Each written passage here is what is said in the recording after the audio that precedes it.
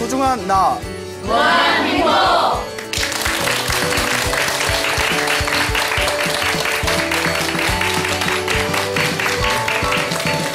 예, 만나서 반갑습니다. 광우 스님이라고 합니다. 예, 다 아시죠? 그 우리가 인생을 살다 보면 내가 원하는 일을 굉장히 쉽고 빨리 얻는 경우가 있지 않습니까? 그렇죠. 그걸 가리켜서 우리가 복이 많다고 합니다. 복이 많다. 근데 또 우리가 살다 보면 정말 간절하게 바라는 일인데 굉장히 늦게 힘들게 성취하는 경우도 있습니다. 그렇죠. 그러면 우리가 반대로 무엇이라고 말할까요? 아이고, 복이 없구나. 그래서 조금 더 억센 표현을 쓰면 지질이 복도 없는 것이라는 표현을 쓰죠. 아니, 이제 뭐 말을 하자면 왜 이렇게 경기를 일으키세요? 복 많으실 것 같은데. 아니에요? 자, 그러니까 이 복이라는 것이 복이 많을수록 좋은 일이 자꾸 생깁니다. 복이 없으면 자꾸 안 좋은 일이 생겨요. 그러니까 내가 살아가면서 정말 열심히 노력했고 열심히 준비했는데도 일이 잘 이루어지지 않는다면 근원적인 것을 한번 살펴볼 필요가 있어요. 내가 타고난 복이 부족한가? 내가 혹시 내가 전생을 본 적은 없지만 내가 전생에 심어놓은 내가 쓸 수 있는 복이 부족한가? 그래서 부처님께서도 모든 것이 과거 전생에 내가 지었던 업의 영향을 이번 생에 피할 수가 없다. 그렇기 때문에 전생에 지어놓은 복이 부족하면 이번 생에라도 열심히 수행하고 정진하고 끊임없이 좋은 복을 많이 지어야 된다. 이렇게 이제 가르침을 많이 내리십니다. 그런데 복도 두 가지 종류가 있습니다. 복도 두 가지 종류가 있어요. 예? 그래서 제가 어느 신도분한테 저기 복도 두 가지 종류가 있습니다 하니까 어떤 분이 매운탕하고 지레 뭔 얘기인가 했더니 복어. 그래서 복이 맑은 게 있고 또 매운탕이 있다 하더라고요. 무슨 먹어본 거 아니야? 이런 거 아니고요. 그렇게 이제 또 우스갯소리를 하신 분이 있었는데 불교에서 말하는 두 가지의 복은 깨끗한 복, 청복이 있고요. 청복, 깨끗할 청자, 청복이 있고요. 탁한 복, 탁복이 있습니다. 그래서 탁복과 청복으로 나눠져요. 그러니까 좀 탁한 복과 깨끗한 복. 탁한 복은 잘 먹고 잘 사는 복이에요. 그러니까 세속에서 잘 먹고 잘 사는 복. 알겠죠? 그러니까 좋은 옷 입고 좋은 음식 먹고 신랑이나 아내 잘 만나고 애 잘 낳고 돈 많이 벌고 이것을 탁복이라고 합니다. 탁한 복이다. 세속적으로 욕망을 일으키는 복들이다. 그러면 반대로 청복, 깨끗한 복은 무엇이냐? 수행의 복을 청복이라고 합니다. 그러니까 나는 세속에서 이렇게 아둥바둥 사는 것보다 내 마음을 닦고 싶고 착하게 살고 싶고 명상을 하고 싶고 수행을 하고 싶고 깨달음을 얻을 수 있는 복, 그걸 무슨 복이라고 한다? 청복이라고 합니다. 자, 그럼 여러분 탁복이 좋으세요? 청복이 좋으세요? 이게 뭡니까? 예? 아니, 너무 큰 소리로 탁복이라고 하시네요. 아, 탁복이 더 좋으세요? 예. 예, 우리는 어쩔 수 없는 중생인가 봐요. 예. 예, 중생이 그렇지 뭐. 예. 많은 분들은 사실 탁복을 원합니다. 그래서 실제로 우리 절에 오셔서 신앙생활을 하시는 많은 불자님들도 사실 깨달음의 청복보다는 아, 우리 집안 식구 잘 됐으면, 장사 잘 됐으면, 다들 건강했으면 하는 탁복을 위해서 절에 오시는 분이 사실 더 많을 수도 있습니다. 자, 이 탁복과 청복이라고 나누었을 때 탁복 같은 경우에 여러분들 주변에 보면 굉장히 잘 먹고 잘 살고 잘 나가지만 굉장히 좀 안 좋은 언행을 일으키면서 그 우리 불교식은 말하면 안 좋은, 좋지 못한 악업을 지으면서 살아가는 분들 보셨죠? 예, 그런 분들이 잘 먹고 잘 사는 탁복은 있지만 지혜가 부족해서 그렇다고 합니다. 지혜가 없다. 그래서 복은 있는데 무엇이 없다? 지혜가 없다. 그러니까 탁복은 있는데 지혜가 없다라고 얘기를 하죠. 청복, 그러니까 지혜가 있어요. 뭐 이렇게 몇 마디를 나눠도 뭔가 깊이가 느껴지고 항상 이제 착하고 선업을 지으려고 노력하고 이렇게 마음을 닦기 위해서 수행을 하시고 예, 농담이고요. 예. 자, 그런 것을 우리가 청복이 있다라고 하죠. 반대로 지혜는 있다. 근데 실제로 불교의 역사를 봐도 굉장히 수행이 깊은 도인 스님인데도 이렇게 먹고 사는 문제가 힘들었던 스님들이 계십니다. 무슨 말인지 알죠? 이걸 가리켜서 지혜는 있는데 무슨 복이 없다? 탁복이 없다. 그래서 지혜는 있는데 복이 없다. 그러니까 뭔가 깨달음의 경지는 얻었는데 깨달음의 경지는 얻었음에도 불구하고 먹고 사는 건 좀 힘들고, 예? 그런 것들을 이제 말할 수가 있겠죠. 예를 들어서 깨달음하고 수행하고 전혀 상관없는 사람인데 뭐 강남에다가 빌딩을 막 10층짜리를 져요. 무슨 말인지 알겠죠? 그 사람은 탁복이 있는 거예요. 그걸 10층짜리 집을 지을 수 있는 탁복이 있는 거예요. 어떤 분은 깊은 명상을 통해서 우리 중생들이 얻을 수 없는 깨달음의 경지를 얻었는데도 어디 절에다가 자기 짐 하나 놓을 그런 방이 하나 없는 스님들이 있을 수도 있어요. 그분은 지혜는 있지만 무엇이 없구나? 탁복, 복이 없구나 라고 얘기를 합니다. 그러니까 각자 나에게 주어진 그 지혜라든가 그 복의 그 어떤 연관들이 서로 중생들마다 서로 달라요. 그러니까 내가 과거 전생에 어떤 업을 지었냐에 따라서 조금씩 바뀝니다. 그럼 제일 좋은 건 뭘까요? 복도 있고 무엇도 있는 거. 그렇죠. 지혜도 있는 거. 예? 복도 있고 지혜도 있는 걸 최고로 칩니다. 예, 우리 중생은 욕심이 많잖아요. 예? 그래서 흔히 이런 얘기 하잖아요. 너는 배부른 돼지가 좋냐? 배고픈 소크라테스가 좋냐? 그럼 막 우린 진지하게 고민하거든요. 예? 진지하게 고민하잖아요. 나 밥도 많이 먹는데 나 어떻게 해야 되지? 예? 근데 고민할 필요 없어요. 뭐가 되면 좋아요? 그렇죠. 배부른 소크라테스가 되면 좋죠. 그렇죠. 근데 그게 쉽지는 않아요. 그 복과 지혜를 함께 얻는 것이 쉽지는 않습니다. 그래서 우리 불교에서는 복해쌍수라는 말을 합니다. 복과 지혜를 어떻게 해라?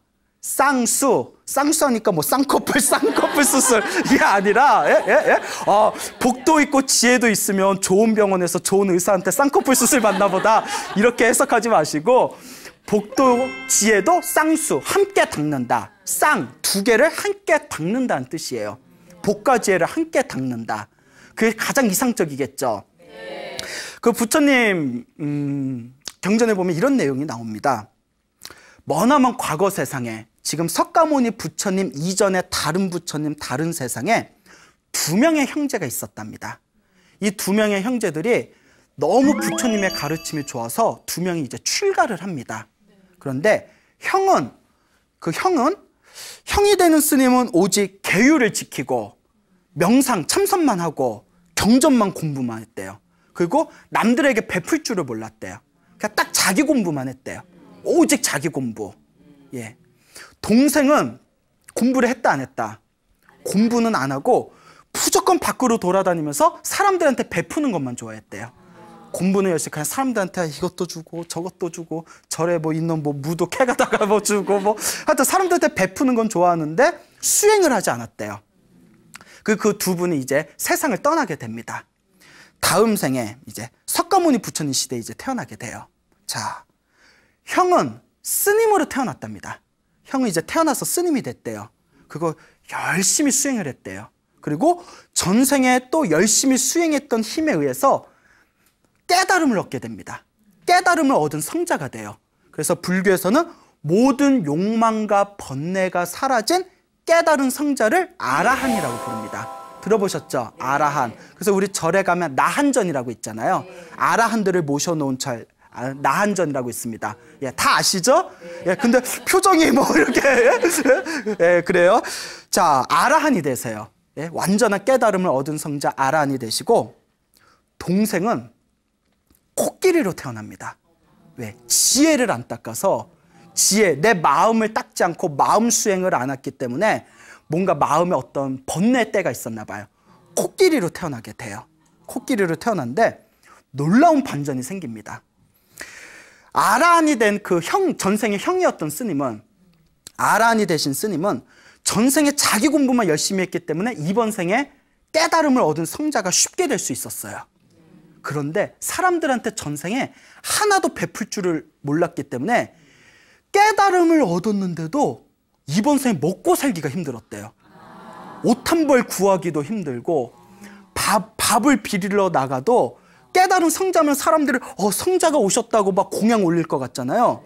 전생에 베풀어 놓은 게 없으니까 사람들도 몰라보는 거예요. 그래서 항상 배가 고프고 항상 추웠대요. 깨달음을 얻은 분이.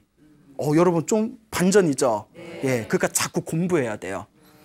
코끼리는 전생에 마음 수행을 하지 않았기 때문에 이번 생에 축생, 짐승으로 태어났지만 전생에 복을 많이 지었잖아요. 여러분, 일단 이번 생에 잘생긴 거는 일단 복입니다. 전생에 공덕을 지은 거예요. 뭐 움찔하는 분이 계시는데 일단 거울 한번 보세요, 나중에. 그래서 잘생긴 거는 전생에 지은 복입니다. 실제로 우리 주변에 보면 똑같은 실수를 했는데도 좀 더 예쁘거나 잘생기면 왠지 어떤 마음이 들어요? 그렇죠. 뭐 격렬하게 그냥 짜증나죠. 짜증나. 난 짜증 안 나는데 뭐 이런 분은 뭐 자신 있는 분인가 봐요. 예. 자, 그러니까 일단 예쁜 외모로 태어난 것 자체는 복이에요. 실제로 짐승도 개를 키우고 고양이를 키워도 예쁜 애들이 사랑받아요. 동감하시죠? 네. 그리고 힘이 센 것도 복이에요. 스님, 저는 힘이 너무 약합니다 하면 전생에 뭔가 악업이 있는 거예요. 예? 이번 생에 타고나기를 힘센 것도 전생에서 넘어온 복이다.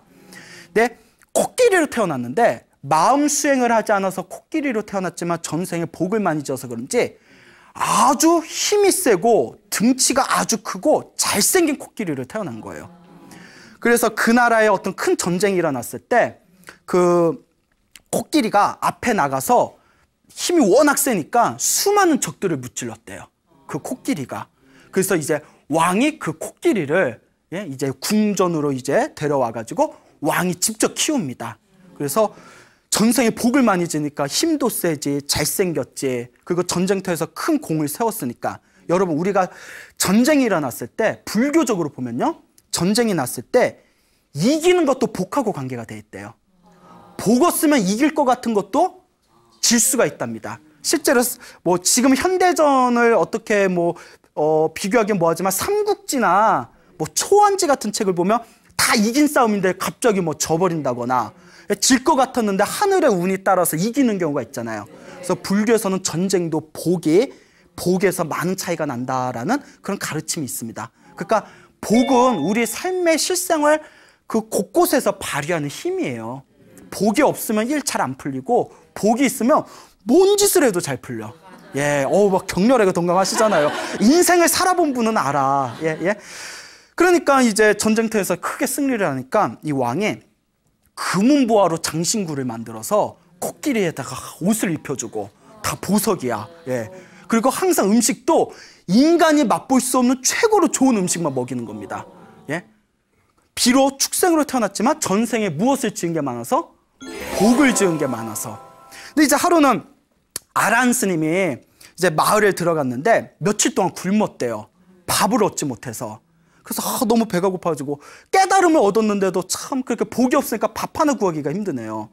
돌아다니다가 저기 궁전 옆을 지나가는데 그 온몸에 그냥 황금으로 장식을 한 코끼리를 보게 됩니다.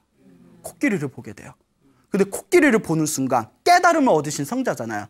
전생에 누구구나, 동생이구나라는 걸 알게 돼요.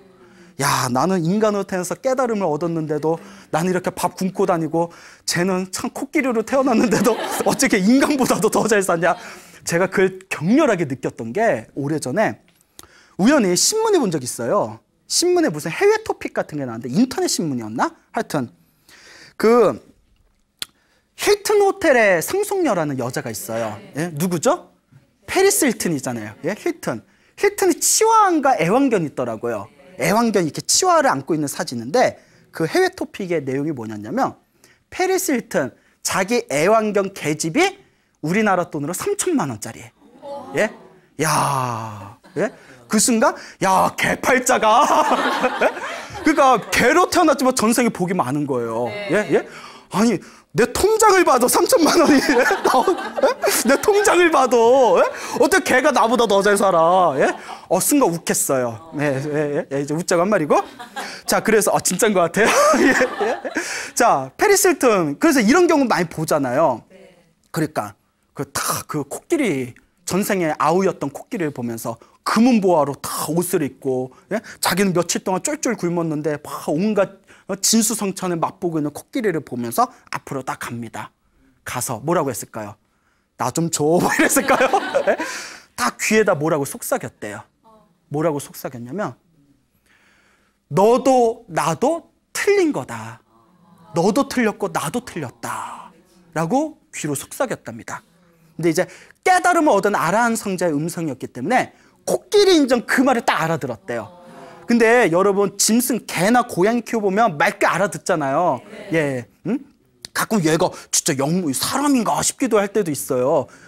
그러니까 너도 틀리고 나도 틀렸다 하는 순간 이 코끼리가 비록 축생이지만 전생에 자기가 살았던 모습이 다 펼쳐지면서 지금 자기의 모습을 다 바라보게 됩니다.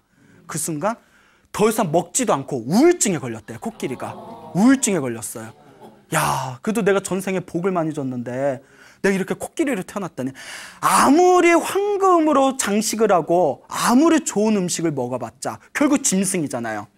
그 왕이 코끼리가 우울증에 걸려서 음식을 먹지 않으니까 코끼리 사육사를 부릅니다. 무슨 일이 있었냐? 아니 왜 조금 추레해 보이는 스님이 와서 코끼리한테 뭐 몇 마디 했는데 그 뒤로 코끼리가 저렇게 우울증에 걸렸습니다. 예?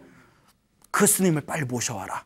그 스님을 모셔옵니다. 어떻게 다 이렇게 사방팔방 이제 찾아다녀서 왕이 그 스님이 다 오셨을 때 그 스님에게 질문을 던집니다.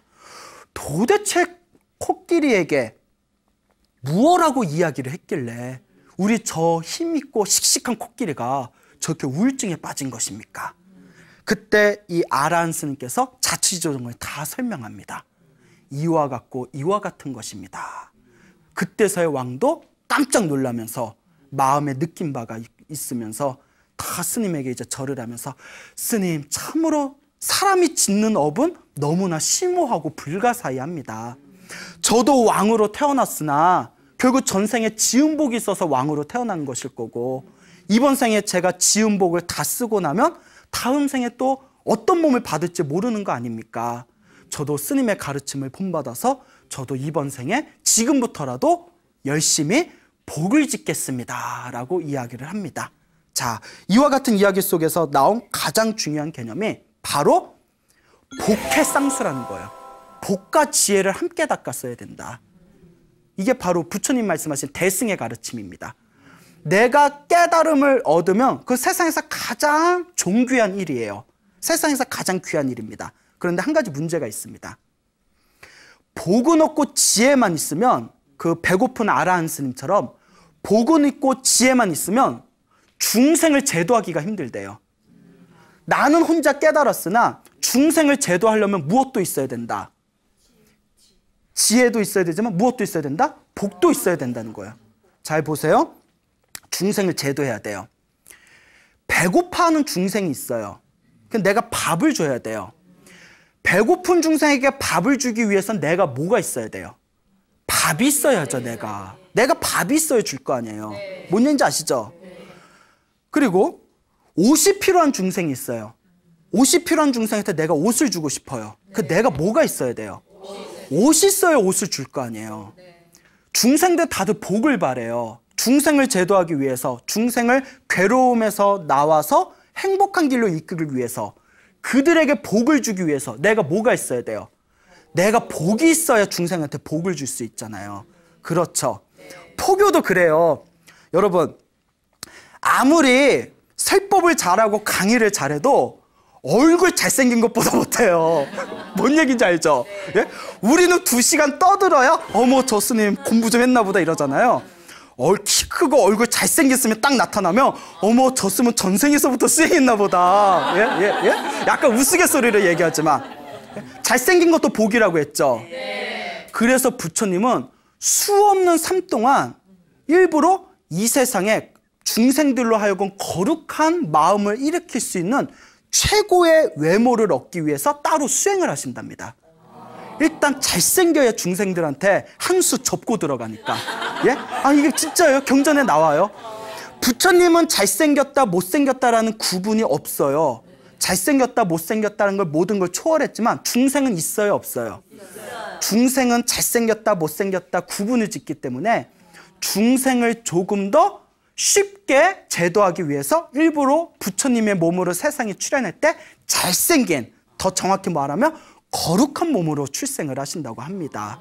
그러니까 내가 복이 있어야 중생을 제도할 수가 있어요. 그렇죠? 복이 없으면 중생을 제도하고 싶어도 제도할 수가 없습니다. 예를 들어 광우 스님도, 저도 제가 이렇게 불교 TV에 나올 줄 알았겠어요 몰랐겠어요? 몰랐죠. 제가 나올 줄 어떻게 알았겠어요? 이거 나온 것도, 이런 얘기는 뭐하자면 얼떨결에 나왔어요. 얼떨결에 나왔다가 호응이 좋아가지고, 호응이 너무 뭐 좋을 것 같죠? 예. 호응이 너무 좋아서 이제 불교 TV에서 이제 계속 좀 강의를 설법을 하게 되었는데, 분명히 우리나라 대한불교 조계종에는 저보다 설법을 더 잘하시는 스님들이 계십니다. 분명히 계실 거예요.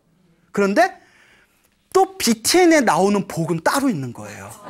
뭔 얘기인지 아시죠? 예? 분명히 어딘가 제가 나오는 이 화면을 보면서 이거 나보다 못하는데 이러면서 네, 그러실 스님이 있을 수도 있어요. 그러니까 각 복이 있어야 중생도 제도할 수가 있는 겁니다. 알겠죠? 이게 굉장히 중요한 겁니다. 그래서 나온 말이 복과 무엇을 함께 닦아라? 복과 지혜를 함께 닦아라. 복만 있고 지혜가 없으면 잘 먹고 잘 살지만 삿된 길에 떨어질 수가 있고, 지혜가 없으니까. 맞습니까? 그리고 지혜만 있고 복이 없으면 나는 깨달음을 얻고 나는 바르게 살아도 다른 사람을 제도하거나 도움을 주기가 힘들다라고 했습니다. 그러니까 복과 지혜가 함께 갖춰야 됩니다. 그래서 지혜를 눈이라고 합니다. 눈이 있어야 내가 어디로 갈지를 알잖아요. 바른 길로 갈지 삿된 길로 갈지를 뚜렷하게 구분할 수가 있습니다. 지혜는 눈입니다. 그러면 복은 뭘까요? 복은 튼튼한 내 몸이에요. 몸이 튼튼해야 무거운 짐을 지고 내가 가야 할 길을 갈 수가 있잖아요. 예, 그와 같이 복이 있어야 내가 하고자 하는 일들이 원만하게 풀린다는 겁니다. 그게 바로 복해쌍수입니다. 그러니까 여러분들이 이 자리에, 이 BTN에 나오셔서 이렇게 스님들의 좋은 법문을 듣는 거는 무엇을 닦는 것일까요? 지혜를 닦는 겁니다. 부처님의 가르침이 이런 거구나. 부처님의 법이 이런 거구나. 자, 지혜를 닦았으면, 귀로만 듣고 머리로만 있으면, 머리로만 있으면 다음 생에 사람으로 태어나서 이렇게 좋은 부처님의 법문을 들은 그 공덕으로 머리는 똑똑할 수 있어요. 지혜는 있을 수 있어요. 근데 복을 짓지 않으면 머리는 똑똑해도 내가 하고자 하는 일이 편안하게 풀린다고 말할 수 없습니다. 이해 가시죠? 그래서 복과 지혜를 함께 닦아야 된다. 우리 주변에 그런 분들 많잖아요. 머리는 정말 똑똑해. 어렸을 때부터 수제 소리 들었어요. 막 영재 소리 들었어. 어머 우리 저기 우리 철이 엄마는 좋겠어. 애가 저렇게 똑똑하니까 나중에 엄청 큰 인물 돼서 효도할 거 아니야. 예? 근데 나중에 맞상 그 철이 영재고 천재라고 소문났던, 수재라고 소문났던 애가 대학을 졸업하고 나서도 정작 일이 잘 안 풀린다거나 그런 경우 보신 적 있어요? 예, 있나 보구나. 예. 그게 머리 똑똑한 복은 있지만 또 뭐 직장복이라든가 내가 편안하게 일을 이제 하나하나 이뤄나가는 그런 복은 부족하다는 거죠. 그래서 복과 지혜를 함께 닦아야 된다. 이것을 꼭 명심하시길 바랍니다. 그래서 나온 속담 중에 하나가 불교 속담인데 인터넷 치면 나올 거예요. 여러분 처음 듣는 걸 겁니다. 그런데 옛날부터 있었던 속담이에요. 나한 중에도 모래 쪄먹는 나한이 있다라는 속담이 있습니다. 나한 중에도 나한이 모래를 쪄먹는다. 모래 쪄먹는 나한이라는 속담이 있어요. 자, 여러분 나한전이라고 아시죠? 나한전에 가면 그 아라한의 준말이에요. 아라한의 뜻이 깨달음을 얻은 성자라는 뜻도 있지만 공양받을 만한 분이란 뜻이 있어요. 우리 신도가 공양을 올리면 공양을 받을 만한 분이다. 왜 그런 말이 생겼냐면 깨달음을 얻은 아라한한테는 쉬어 빠진 쉰물을 올려도 엄청난 복을 받는데요. 예? 그러니까 쉬어 빠진 쉰물을 올리고 다 그냥 막 모래알같이 푸석푸석한 밥을 올려도 그냥 올린 것만으로도 복을 받는답니다. 엄청난 복을 받는데 그래서 공양받을 만한 분이라는 표현을 씁니다. 근데 나한 중에도 뭐하는 나한이 있다? 모래 쪄먹는 나한이 있다. 아까 속담 말씀드렸죠? 여러분도 앞에 가르쳐주면 뒤에 잊어먹고 뒤에 가르쳐주면 앞에 잊어먹는 겁니까? 예? 예? 자, 아니죠? 다 기억나시죠? 그 말이 무엇인고 하면 나한도 복 있는 나한이 있고 복 없는 나한이 있다. 복이 없는 나한은 신도들의 공양을 안 올리기 때문에 너무 배가 고파서 신통력으로 무엇을 쪄먹는다?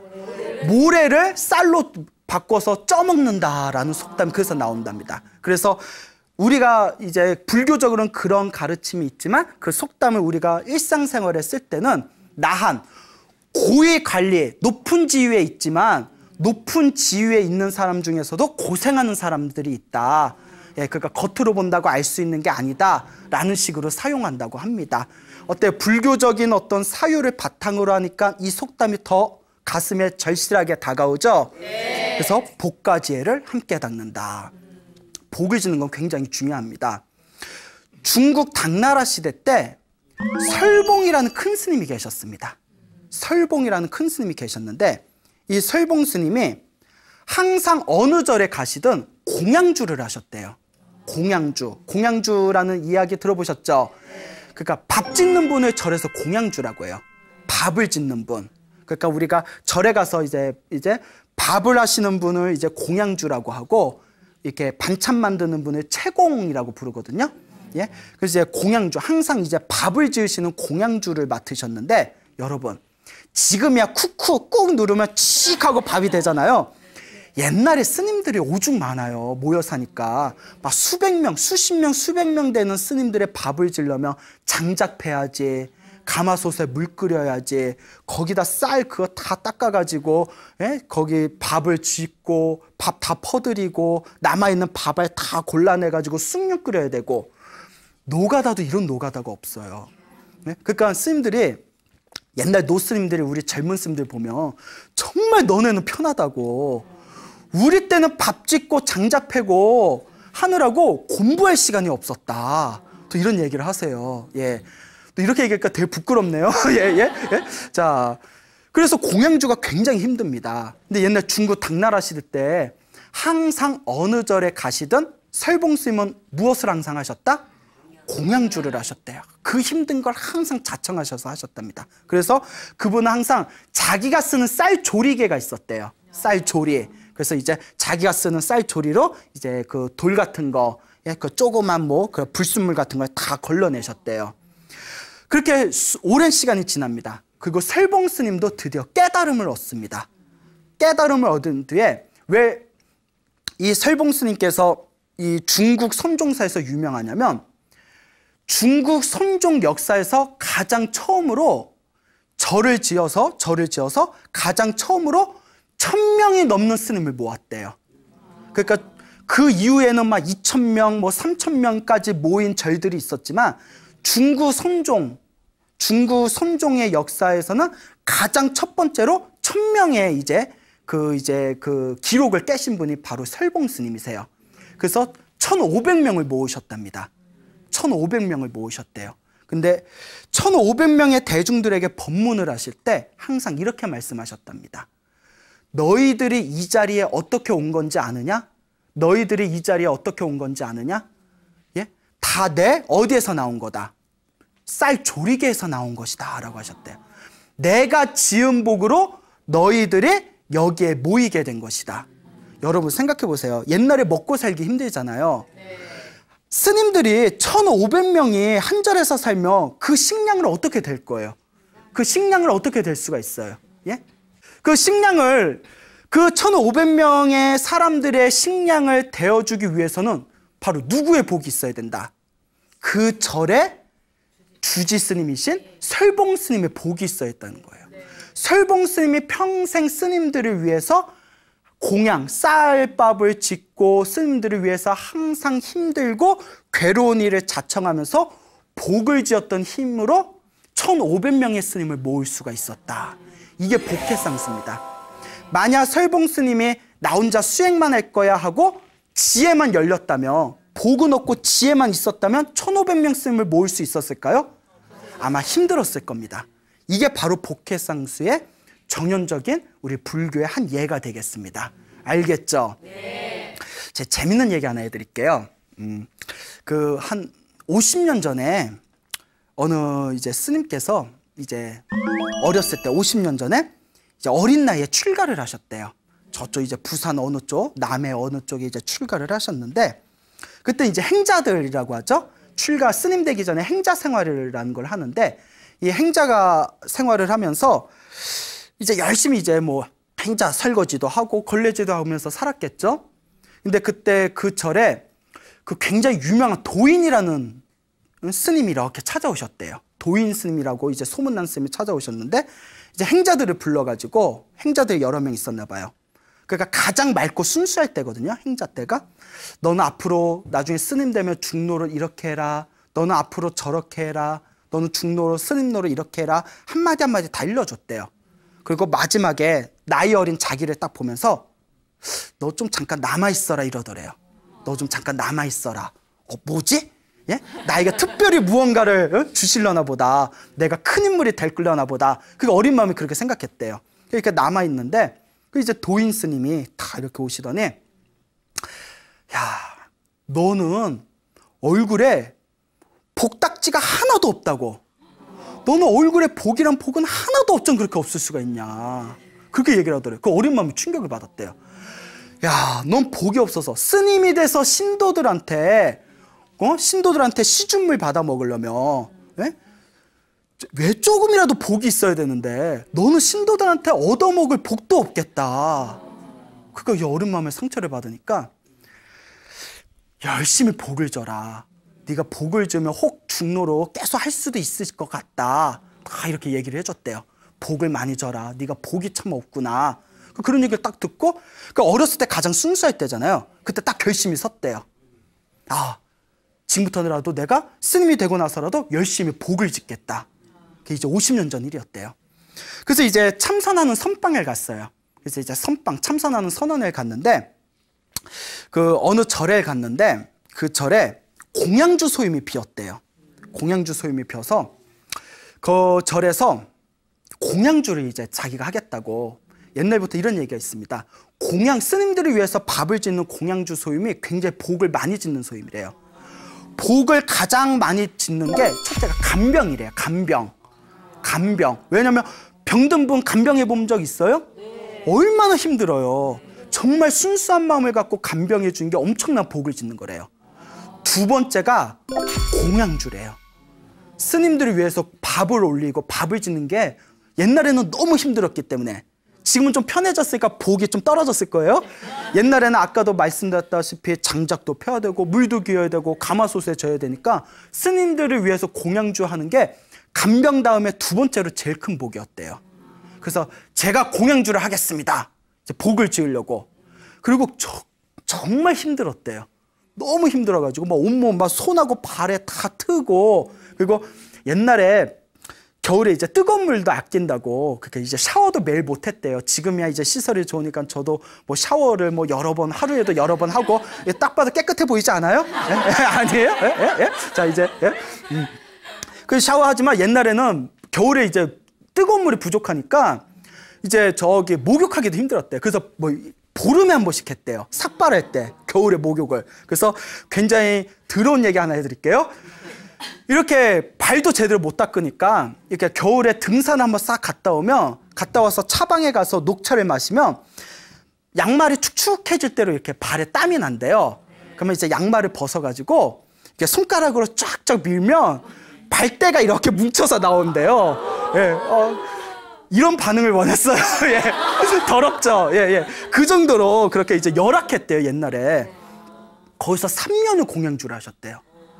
3년을 공양주를 하시고 3년 동안 얼마나 힘들었겠어요. 3년 동안 쉬지 않고 수십 명 스님한테 계속 밥을 진 거예요. 여러분들 같으면 하겠어요? 그것도 무료로. 예, 그렇죠. 한 연봉 1억 되면 뭐 한 번 3년, 예?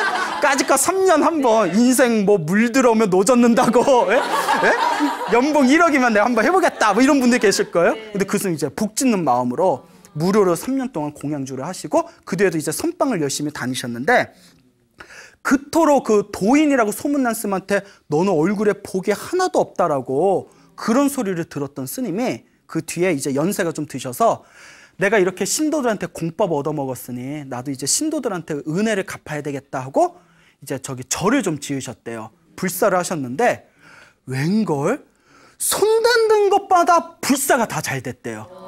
그래서 사람들이 구름같이 모여서 막 모르는 사람 신도도 스님 불사한다는데 이거 쓰세요. 이거 쓰세요. 스님 뭐 얼마 필요하세요? 사람 복이 없다는 스님이. 그래서 어느 절인지 밝힐 수는 없지만 이름만 대면 다 알만한 큰 절에 주지까지 사셨어요. 그래서 그분이 이게 비하인드 스토리예요. 그분이 뒤에서 하는 얘기가 그때 내가 3년 동안 뭐 온몸 그냥 손하고 발이 다 트일 정도로 고생해가면서 수행 열심히 하는 스님들을 위해 공양주한 복으로 내가 여기까지 온 것 같다. 이런 말씀을 하시더라고요. 그 말을 듣는 순간 저도 공양주 하려고 예? 아 나도 밥이나 지어야겠다. 예? 아 나도 복이나 지어야겠다. 막 이랬는데 예 글쎄요. 뭐 근데 그 당시 50년 전 공양주하고 지금 틀리죠. 지금도 공양주는 절에서 힘든 소임이지만 많이 편해진 건 사실이죠. 그렇죠. 네. 그래서 저는 이 이야기를 듣고 이런 생각이 들었습니다. 그 스님은 복이 없는 게 아니다. 복이 없었으면 그 도인 스님도 못 만났어요. 그 도인 스님을 만난 게 신의 한 수였어요. 예? 그리고 정말 복이 없는 사람은 그런 얘기 들어도 실천 안 해요. 정말 복 없는 사람은 아무리 좋은 얘기 해줘도 속으로 자기 귀에 달콤하지 않으면 삐지고 막 기분 나빠하고 심지어는 니나 잘해라 막 이러고 니나 잘해라 그렇잖아요. 남 얘기 같지 않죠. 그런 스님을 만나서 그런 조언을 듣고 그것을 실천할 수 있는 것 자체가 이 스님은 정말 최고의 복을 타고났구나. 그래서 복 중에 최고의 복은 좋은 스승을 만나는 복이고 좋은 가르침을 받아서 실천할 수 있는 복입니다. 여러분, 그러니까 좋은 스승 만나기를 항상 발언하셔야 됩니다. 예, 이와 같이 복 짓는 게 굉장히 중요합니다. 예, 그러니까 자신의 운명을 바꿔버린 거예요. 그래서 실제로 불자님들 중에서도 스님 멋모르고 절에 왔다가 뭐 그 절에 뭐 휩싸여서 그냥 절에 오는 게 좋아서 절에서 봉사활동 열심히 했더니 몇 년 지나고 나서 집안이 되게 편안해지고 일이 잘 풀리는 경우가 많습니다. 뭐 저희 집도 봉사를 한 몇 년 했더니 집안이 굉장히 잘 풀렸습니다. 그게 복 지은 거예요. 알겠죠? 그게 복 지은 겁니다. 그리고 우리가 복 짓는 절에서 복 짓는 가장 좋은 방법이 첫째가 간병이라고 했죠. 병간호한 거. 간병비 받으면서 병간호하면 그 의미 없어요. 예, 그거는 기브 앤 테이크이기 때문에 예? 예? 받은 만큼 해야지. 뭐 이거는 예? 정말 마음을 우러러서 자기가 이렇게 정말 좋은 마음으로 누군가를 간호하는 거는 아주 뛰어난 복이고요. 그래서 어떤 분이 뭐 시아버지나 시어머니가 너무 아프셔서 제가 이렇게 간병하느라 절에 못 갑니다. 부처님한테 죄스럽습니다. 할 때 제가 그런 얘기하지 말라고. 간병이야말로 최고의 복이라고. 혹시 시아버지 간병하면서 뭐 받는 거 있어요? 네, 이러면 스님, 우리 가족 간병하는데 뭘 받아요? 그 최고의 복이라고. 정말 자기가 마음 내서 하는 거잖아요. 절에 오지 않아도 부처님이 기뻐하실 거라고. 이렇게 말씀드린 적이 있었죠. 그렇기 때문에 첫 번째가 간병이고 두 번째가 공양주고. 근데 이제 옛날 공양주하고 지금 공양주는 좀 차이가 있죠. 옛날에는 정말 힘들었으니까. 세 번째가 화장실 청소래요. 화장실을 불교에서는 뭐 해우소라고도 부르고, 해우소도 수십 년 전에 한국에서 생긴 말이에요. 저기 이제 통도사의 극락암의 경봉 스님이 이제 근심을 푸는 곳이다 해서 해우소라고 했는데, 원래는 정통이라고 불렀어요. 정통. 깨끗할 정자를 썼어요. 항상 깨끗해야 된다. 네, 생각해 보세요. 지금 해우소는 완전 반딱반딱 수세식이잖아요. 예? 예? 그 락스 확 뿌리고 착착착착 하고 그렇잖아요. 옛날 화장실 얼마나 더러웠겠어요. 막 구더기, 막 푸세시, 뭐 깨끗한 척. 예? 예? 다 우리 배에서 나온 건데. 예? 옛날 수백 명 스님들이 쓰는 화장실을 생각해 보세요. 냄새부터가 장난 아니겠죠. 화장실, 옛날에 그 화장실 청소가 그렇게 복을 많이 받았대요. 복 짓는 거예요. 떼요. 예? 근데 지금 나도 복 짓고 싶어서 화장실 가보면 너무 깨끗해. 예? 예? 예? 예? 그래서 이제 그런 것들을 봤을 때, 근데도 깨끗하더라도 화장실은 더러운 곳이잖아요. 마음을 내서 화장실 청소하는 건 굉장히 큰 복을 짓는 겁니다. 그래서 우리가 이렇게 있는 사찰에서 화장실 청소 봉사하시는 신도분들은 복을 많이 짓는 거예요. 예, 실제로 그렇습니다. 그래서 중국의 송나라 시대 때 설두라는 큰 스님이 계셨어요. 이 설두 스님이 젊었을 때 항상 어딜 가든 화장실 청소를 자청하셨답니다. 그래서 그 복이 있어서 그런지 지금에도 중국 불교의 역사에 남는 큰 스님이 되셨습니다. 이와 같이 복 짓는 게 중요합니다. 예전에 어느 노보살님께 들은 얘기입니다. 이 노보살님께서 자기가 딸이 있는데 딸이 날라리래요. 너무 딸이 날라리니까 너무 괴롭고 힘들어서 딸 걱정 때문에 큰 스님을 찾아갔대요. 그 스님이 네가 복이 없으니까 그런 딸을 만난 거라고. 이거 무서운 얘기예요. 네? 자네가 복이 많으면 좋은 딸을 만났겠지. 자네가 복이 없으니까 그런 딸을 만난 거라고. 그러니까 절대 딸을 원망하지도 말고 누구를 원망하지도 말고 절에 가서 업장소멸, 기도 열심히 하고 봉사를 많이 하라고, 복을 지으라고. 그 말에 딱 충격을 받고, 그렇잖아요. 내가 전생에 복이 없어서 이런 딸을 만났구나. 예? 그리고 열심히 기도를 하고 봉사를 했대요. 몇 년을 열심히 했는데 효과가 있었을까요? 없었을까요? 없었어요. 예. 아니요. 또 계속 들으세요. 왜 이렇게 성격이 급해? 예? 예? 처음에 몇 년 했을 때 효과가 없어서 큰 스님을 다시 찾아갔더니 네가 얼마나 복이었으면 이렇게 했는데도 효과가 없겠냐고. 더 하라고. 예? 이거 사람 속이는 방법도 가지가지야. 예? 네가 복이 없으니까 효과가 없지. 더해.